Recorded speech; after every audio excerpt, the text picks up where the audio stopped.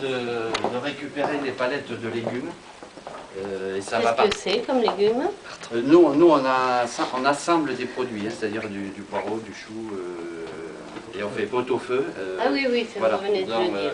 Le pot-au-feu dont tu as parlé. Et voilà. Que va manger la présidente ce soir. Je crois qu'on va aller voir dans les frigos s'il en reste. L'exploitation agricole qui est, on va dire, l'histoire qui fait le sens un peu de Madiran. Bon, pour lequel je ne vous cache pas, il y a quelques difficultés en termes économiques à maîtriser le sujet. Aujourd'hui, l'objectif, c'est de faire entre la zone qui est là et là-bas un grand jardin, c'est-à-dire où on essaie d'avoir des séries de légumes, des niches en fin de compte, c'est-à-dire on refait de l'oignon mais qui va être propre à nous, chose qui nous demande une chaîne, c'est-à-dire qu'on puisse à la fois planter, emballer et toujours proposer, parce qu'on est obligé d'avoir une variété à proposer aux clients, puisqu'en plus on n'en a qu'un dans ce domaine-là, le clair, puisqu'en plus ils viennent nous chercher le produit, ce qui, vu où on est c'est vous qui le conditionnez, là, votre pot-au-feu? Ouais. Vous le mettez dans une barquette plastique. Ah, une barquette, c'est quelque chose de frais. Ah oui, oui. Ah, d'accord. C'est du frais. Hein. Une demande, vous avez pensé qu'elle va marcher? Quelle a été la démarche marketing? Bon, en général, le problème qu'on a toujours, c'est de trouver des travaux adaptés. Ouais. C'est pour ça qu'on a expérimenté. Là, on expérimente de la vente de vin sur Internet, vous savez. Ça marche? C'est léger, on va dire. Et puis au fil du temps, compte tenu de l'inadaptation, on est obligé de s'adapter. Et c'est possible de s'adapter comme ça en permanence? Il y a quand même 80 travailleurs handicapés, donc il faut du travail pour tous. Donc il y a des activités qui, on va dire, sont un peu excédentaires et ça permet de combler celles qui... Oui, sur un champ, on peut faire facilement une culture ou une autre.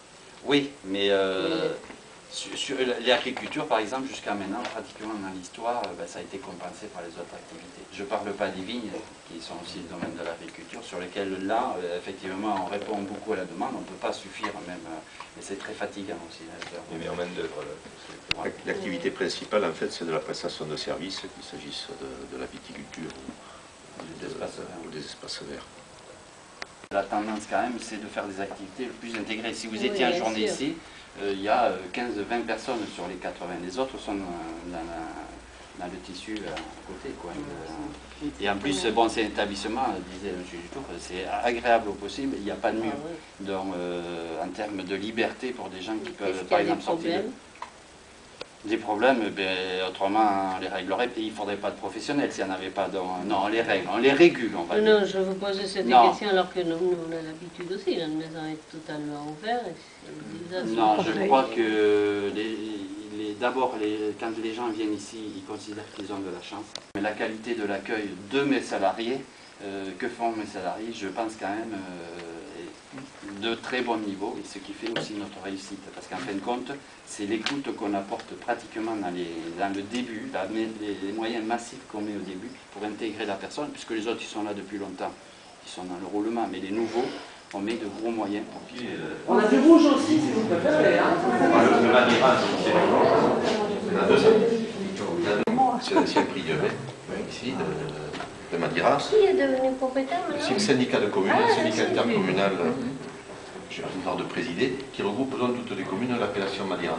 Donc on a acheté l'immeuble en 1996, on l'a réaménagé, donc une aile du bâtiment en maison des vins, donc une salle d'accueil ici, on va voir la salle de dégustation et des bureaux au-dessus, et ça fonctionne un petit peu en synergie avec l'hôtellerie qui est exploitée. On a loué la partie hôtel-restaurant à Laurent Carrère. C'est un gérant. Oui. Le locataire, on a loué les murs, il a créé son propre fonds de commerce, son propriétaire des murs. Vous avez vu comme c'est beau? Mais ici, bon, c'est le cœur historique de l'appellation Madiran ici. Ce sont les moines bénédictins qui ont, comme dans beaucoup de vignobles, qui ont développé la culture de la vigne, qui ont fait connaître avec les pèlerins, etc. La tradition des moines défricheurs, d'abord. Le lieu symbolique pour ici. Et généralement, quand vous voyez des salles de dégustation, ce sont des petits box où les gens sont tous séparés.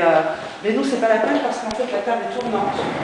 Et ce qui fait que les vins sont posés là et que le dégustateur ici ne déguste pas le même vin que celui-là, que celui-là, que celui-là. Donc il ne peut pas y avoir même un bruit, même un ou un critique. Ils ne savent pas ce que déguste l'autre. Donc ça nous permet d'avoir... Ça marche très très bien. Donc les séparations, elles existent, on les met que très très rarement. Il y a des fois des personnes qui préfèrent être un peu isolées.